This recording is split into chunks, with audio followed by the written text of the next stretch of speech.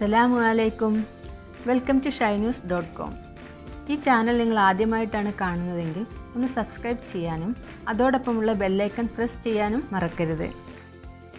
ഇന്ന് ഞാൻ ഉണ്ടാക്കാൻ പോകുന്നത് വളരെ എളുപ്പത്തിൽ റെഡിയാക്കാൻ പറ്റുന്ന ഒരു റെസിപ്പിയാണ് ഫ്രൈഡ് മിൽക്ക്.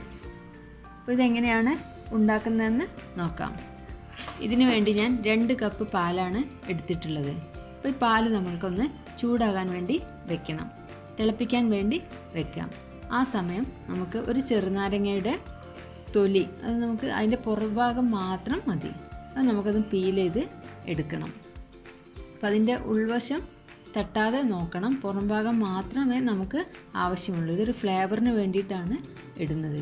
അപ്പോൾ നമ്മൾ അതിൻ്റെ നീര് തട്ടിക്കഴിഞ്ഞാൽ പാല് പിരിഞ്ഞു പോകും. അപ്പോൾ അങ്ങനെ സംഭവിക്കാതിരിക്കാൻ വേണ്ടി നമ്മൾ അതിൻ്റെ പുറത്തുള്ള മഞ്ഞ ഭാഗം മാത്രമാണ് എടുക്കുന്നത്. അതിൻ്റെ കൂടെ തന്നെ ഞാൻ ഒരു 2 കഷ്ണം പട്ട എടുത്തിട്ടുണ്ട്. വലിയ പട്ടയാണെങ്കിൽ 1 കഷ്ണം മതി, ഇത് ചെറുതായതുകൊണ്ട് 2 കഷ്ണം എടുത്തിട്ടുള്ളത്. ഇതിൻ്റെ ഒപ്പം തന്നെ ഞാൻ ഒരു ട്രേയിൽ എണ്ണ തേച്ച് വെക്കുന്നുണ്ട്. ഇത് നമുക്ക് ഇതിനകത്താണ് ഇത് സെറ്റ് ചെയ്യേണ്ടത്. അപ്പോൾ അതിന് നമുക്ക് പെട്ടെന്ന് ചൂടോടെ തന്നെ പാൽ ഒഴിക്കാൻ ഉള്ളതുകൊണ്ട് നമുക്ക് ഇപ്പം തന്നെ നമുക്ക് അതിനകത്ത് എണ്ണ തേച്ച് വെക്കാം. അപ്പോൾ നാരങ്ങയുടെ തൊലിയും 2 പട്ടയും റെഡിയാക്കി വെച്ചിട്ടുണ്ട്. ഇത് നമുക്കിനി പാലിലോട്ട് ഇട്ട് കൊടുക്കാം. പാലിലിട്ട് നന്നായിട്ടൊന്ന് ഇളക്കി കൊടുക്കാം. ഇതിൻ്റെ ഫ്ലേവർ അതിലോട്ട് ഇറങ്ങി വരാനാണ്.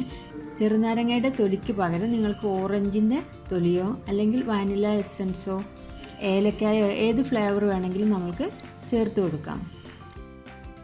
ഇതിലേക്ക് മധുരത്തിന് വേണ്ടി 1/2 കപ്പ് പഞ്ചസാര ചേർത്ത് കൊടുക്കുന്നുണ്ട്. പാല് നന്നായിട്ട് തിളച്ച് കഴിഞ്ഞാൽ നമുക്ക് നാരങ്ങയുടെ തൊലിയും പട്ടയും എടുത്ത് മാറ്റാം. ഇനി നമ്മൾ ഇതിലേക്ക് കോൺഫ്ലോർ ആണ് ചേർക്കുന്നത്. അതിനു വേണ്ടി 1/2 കപ്പ് കോൺഫ്ലോർ ആണ് ഞാനിവിടെ എടുത്തിരിക്കുന്നത്. അതിലേക്ക് നമ്മൾ ഈ തിളക്കുന്ന പാലല്ലാതെ മാറ്റി വെച്ച 1/2 കപ്പ് പാല് അതിലോട്ട് ചേർത്ത് നന്നായിട്ട് മിക്സ് ചെയ്ത് കൊടുക്കണം. അത് കട്ടയൊന്നും ഇല്ലാതെ നന്നായിട്ട് മിക്സ് ചെയ്തിട്ട് ഇത് നമ്മൾ ആ തിളച്ചുകൊണ്ടിരിക്കുന്ന പാലിലോട്ട് ഒഴിച്ചു കൊടുക്കണം.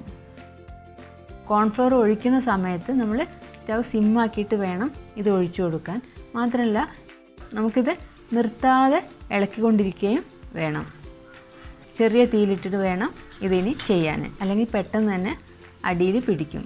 അപ്പോൾ 4-5 മിനിറ്റ് ആകുമ്പോൾ തന്നെ നമുക്കിത് റെഡിയായി കിട്ടും. അപ്പോൾ നമുക്ക് ഇതിൻ്റെ ഈ കൺസിസ്റ്റൻസിയിലാണ് നമുക്കിത് വേണ്ടത്. ഇത് റെഡി ആയിട്ടുണ്ട്. നമ്മൾ ഈ ചൂടോടുകൂടി തന്നെ നേരത്തെ എണ്ണ തേച്ച് വെച്ച പാത്രത്തിലോട്ട് ഇത് ഒഴിച്ച് കൊടുക്കണം. ഇത് ഒഴിച്ചതിന് ശേഷം നന്നായിട്ടൊന്ന് ടാപ്പ് ചെയ്ത് കൊടുക്കണം. ഒരേ ലെവലായി കിട്ടാൻ വേണ്ടിയിട്ട് നന്നായിട്ട് ടാപ്പ് ചെയ്ത് കൊടുക്കുക. ഇനി നമുക്ക് ചൂടാറാൻ വേണ്ടി മാറ്റി വയ്ക്കാം. ഇത് ചൂടാറിയിട്ടുണ്ട്. ചൂടാറിയതിന് ശേഷം നമ്മളിത് അടച്ച് വെച്ച് ഒരു 2 മണിക്കൂർ ഫ്രീസറിലോട്ട് മാറ്റി വയ്ക്കണം. അപ്പോൾ നമുക്കിത് ഫ്രീസറിലോട്ട് വെക്കാം. അപ്പോൾ 2 മണിക്കൂറിന് ശേഷം ഇപ്പോൾ ഞാനിതിവിടെ എടുത്തിട്ടുണ്ട്. നന്നായിട്ട് ചൂടൊക്കെ പോയി നല്ല തണുത്തിട്ടുണ്ട്.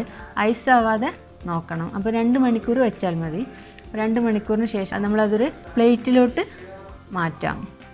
നമ്മളത് എണ്ണ തേച്ചതുകൊണ്ട് തന്നെ പെട്ടെന്ന് വരുന്നതാണ്. ഇത് വളരെ സോഫ്റ്റായിട്ടാണ് ഇരിക്കുന്നത്. നമുക്ക് ഇഷ്ടമുള്ള ഷേപ്പിൽ കട്ട് ചെയ്ത് പൊരിച്ചെടുക്കുകയാണ് ചെയ്യുന്നത്. അപ്പോൾ ഞാൻ റെക്റ്റാങ്കിൾ ഷേപ്പിലാണ് ഇവിടെ കട്ട് ചെയ്യുന്നത്.